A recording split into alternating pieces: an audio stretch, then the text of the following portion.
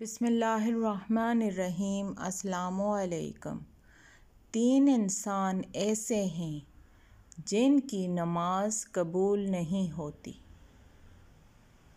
پہلے نمبر پر ایسا غلام جو اپنے مالک کی اجازت کے بغیر بھاگ جائے، یعنی اجازت لیے بغیر اپنی نوکری چھوڑ کر چلا جائے، جب تک پلٹ کے واپس نہیں آتا اس کی نماز قبول نہیں ہوتی۔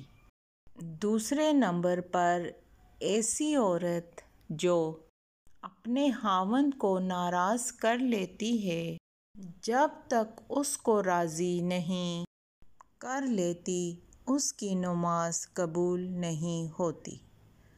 تیسرے نمبر پر ایسا انسان جو لوگوں کو نماز پڑھاتا ہے لیکن لوگ اس کے گناہوں کی وجہ سے اس کے پیچھے نماز نہیں پڑھنا چاہتے، اس کی بھی نماز قبول نہیں ہوتی۔